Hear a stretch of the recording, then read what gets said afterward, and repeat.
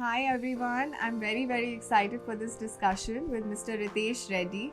We're here to talk about the vision that he has, and entrepreneur to entrepreneur. I do need to share a few tips with everyone because it is a very crazy journey for all of us, and he is the man with that vision. So, my first question, please tell me about your entrepreneur story. Basically, I'm a first generation entrepreneur I used to design mobile phone chips in the US, got tired of doing that, wanted to do something on my own. Came back lock, stock and barrel, started off with coming up with spa category because we felt that was a genuine consumer gap in the Indian market, and then expanded that all over the length and the breadth of the country. And now we expanding the whole wellness as a category into wellness real estate as well, and started a new brand called Ridhira Zen, which is expected to be a product which will serve the new age consumer. So Ritesh, how do you build an effective team? Because that's one thing that I feel that you need to have that good army with you to kind of go and blaze out all the guns. I think the most important thing is to sort of delve deeper and understand what are the core building blocks for effectively scaling an organization. And the most important point there to look at is where you are going to be 3 years, 5 years from now.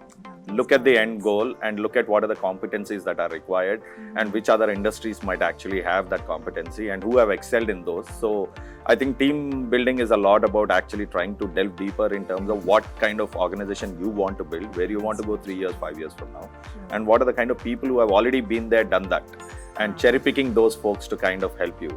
Okay, because with me what ends up happening is there are a lot of newbies that enter, and the training half the time goes into the training part of it. So I think that's a different take altogether to even build that structure. Another very important thing that I wanted to check with you was on what's the best and the worst advice possible that we've gotten as an entrepreneur. I think the best advice that I've actually got is to actually look at the end goal and start working backwards. And that I think is really something that I use in every decision making that I try to do.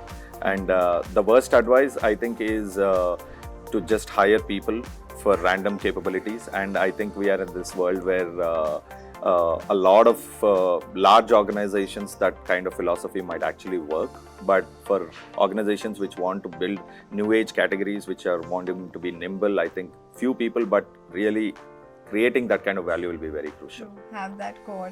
Also, 3 things that you want to change about yourself as an entrepreneur.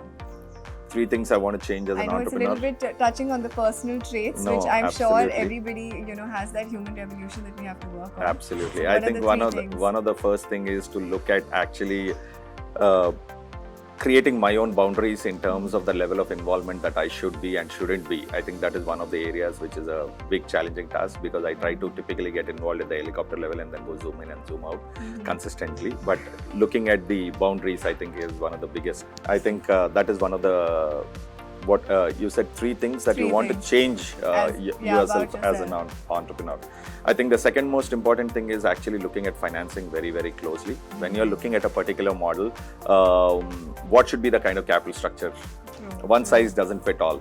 And every business has a different level of capital or different kind of capital that is required at different parts of the journey. I think that is the second thing which is an area of improvement for me personally. And the third important thing is to actually look at really how do you delegate a lot more than what you are currently doing. I face all the time. For me, delegation is one thing, but also, speaking of capital, we come from a service background. We've been offering services. Where in this do you draw a line for the capital investment? Because with your visions and all our conversations, I keep telling you, I am always left inspired. But where do you draw that line, and what is the thought process that you have to kind of say, okay, this is all that I'm going to put in here. Let me see the results and then work backwards. Most important thing is to remember and identify what is the cost of your capital.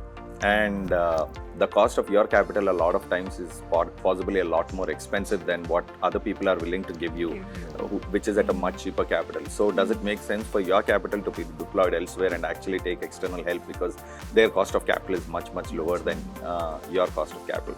And also looking at time horizons for the deployment of each of this. At what stage do you look at each of this capital, and what stage do you actually let go of this capital and bring in fresh capital?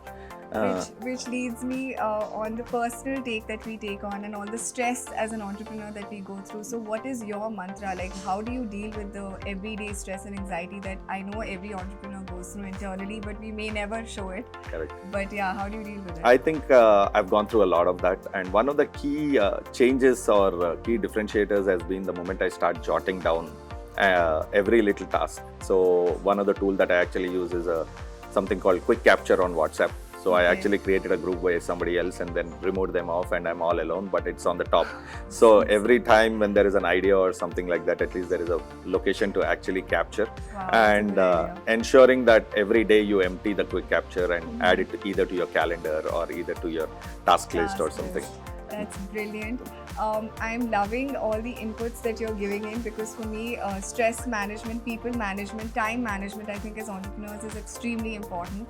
So yeah, I really wish you all the best for Ridhira, and we're happy to be a part of the team as well, and we hope to make wonders. Thank you so much. Thank you.